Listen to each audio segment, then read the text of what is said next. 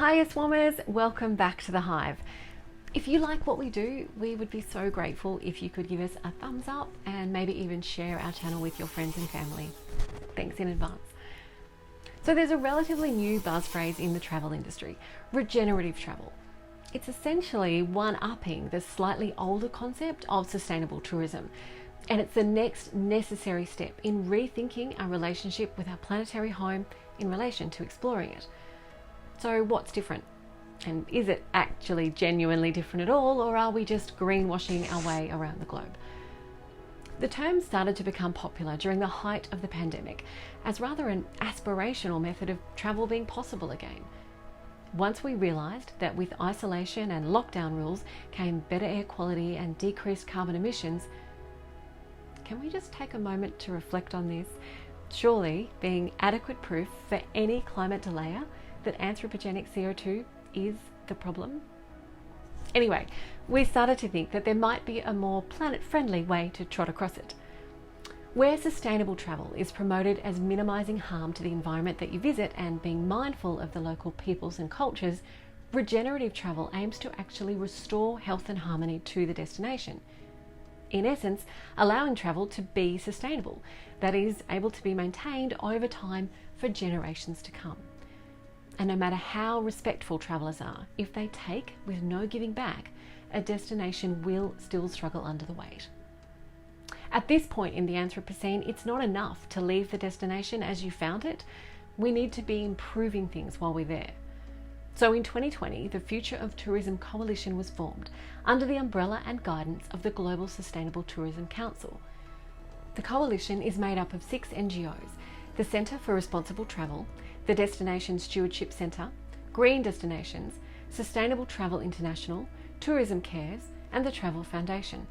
And then there are 22 founding signatories and so far over 600 organisations, governments, NGOs, businesses, academic institutions, investors and media who have signed up to adhere to the 13 guiding principles. These principles include better planning of the land to contain that used for tourism purposes, stopping the use of single-use plastics in tourism, and demanding fair income distribution. In-depth descriptions can be found on the Coalition's website, which we'll link to below. You'll notice pretty quickly that many of the principles sound as if they're not really related to you as the traveller, and you'd be right. The other major difference between sustainable travel and regenerative travel is that the biggest responsibility is being placed with the organisations in and around the location, hence the signatories being a lot of NGOs and businesses. With that being said, how exactly do we go about turning up to our holiday destination and making it better by the time we leave? It might seem like a tall order, but in fact, as is most often the case from a personal standpoint in the realm of sustainability, it's the small things which make a difference. So let's take a look at some ideas and examples. While travelling in New Zealand, I will care for the land, sea and nature, treading lightly and leaving no trace. I will travel safely, showing care and consideration for all. I will respect culture, travelling with an open heart and mind. For those venturing to the land of the long white cloud, Aotearoa or New Zealand, you'll be asked to take the Te Aki promise, giving a pledge to the beautiful nation that you will be guardian of the land, protecting and preserving this nation for now and future generations. Travellers are then given specific guidance on how to embody the pledge, how to show kindness, travel safely on the scenic but sometimes dangerous roads, and how to keep things clean by knowing which bin is for which item. These are small things but are certainly impactful. And when you film yourself taking the promise and pop it on the socials, the conversation around this grows. It goes without saying how important these chats are. The Philippines took a bold step which many, including locals, deem as controversial. They closed one of their top tourist locations for 6 months. The beautiful island of Boracay, one of the 7,641 that make up the archipelago, was closed to all but locals while they gave the island some much needed TLC. It's known as having some of the most spectacular beaches in the Philippines, White Beach especially, but it led to Boracay becoming an absolute magnet for travellers.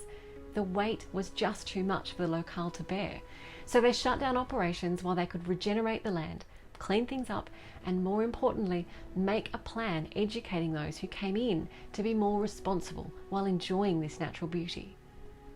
So they've laid down a challenge for all of those who visit the Philippines. It's called the hashtag Keep the Fun Going challenge, and it's actually a set of challenges which you can undertake to better protect and preserve the islands. It includes walking or cycling instead of driving, refusing single-use plastic, planting a tree, cleaning up litter, staying at a homestay, just to name a few. The bonus is that it's a social media centric game and you can actually win a trip. So you take videos or pictures of yourself doing the challenges, use the appropriate hashtags, tag the Philippines Department of Tourism and some of your friends, and enjoy basking in the knowledge that even if you aren't selected a winner, you're an awesome person. These ideas are great, and should I be lucky enough to explore the Philippines one day, keep an eye out for my hashtag Keep the Fun Going posts. But not all places which would benefit from an influx of tree planters, and not all people who need a tourist dollar to be able to access education are in the most beautiful parts of the world. Some people and places are left off the tourist trail, despite being willing and in need of a burst of regeneration. So thankfully, there are tourist companies who are helping out. The likes of One Seed Expeditions contributes money from your tour, which are small groups or completely custom built, to microfinance female would-be entrepreneurs who want to build local businesses but lack access to capital or guidance. Or if you stay at a Soniva resort in the Maldives or Thailand, you'll be contributing to the Soniva Foundation, which then financially supports food delivery to malnourished children in regional Nepal or Rajasthan, or buys fuel-efficient cooking stoves for families in Myanmar, or funds the placement of vulnerable and orphaned children in China or Thailand to ensure their survival and safety. If you travel to Kenya, to the remarkable Masai Mara, you could choose to stay with Basecamp Explorer and thereby support the Basecamp Explorer Foundation, a not-for-profit who partner with landowners and other locals to reduce poverty and gender inequity, create protected areas for wildlife, restore biodiversity, and deliver education and healthcare, for example. To really get lost in a new culture, you'll need to fly.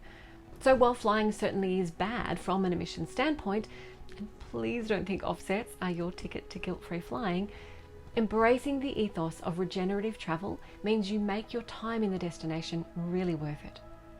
Start by planning carefully and looking into a social impact or eco-first tour or booking company. Take one longer vacation rather than several short trips. While you're there, eat local, seasonal and plant-based. Ditch the single-use water bottle in favour of a reusable bottle and purifier tablets. Spend some time picking up trash. Embrace the heat and humidity and leave the AC off. It's hot, just how you like it. We wrote an article a little while ago which will give you some further insights into Regen Travel's predecessor, Sustainable Travel. We'll link to that below as well. Many of us yearn to travel again. The travel industry suffered massively throughout the first year and a half of COVID, millions of people losing their livelihood overnight. They deserve our support, and we deserve to be able to have new adventures. We just need to do it differently. We'd love to hear from you, swarmers. If you're jetting or sailing or driving off to a new destination, what were your decision-making factors when you chose this location? Has this video given you some ideas on types of activities to look out for while you're there? Have you already been doing regenerative travel, leaving a destination better than when you found it? Drop a comment below and share your experiences. We love hearing from you, swarmers. Until next time, swarmers, stay healthy and safe and stay sustainable.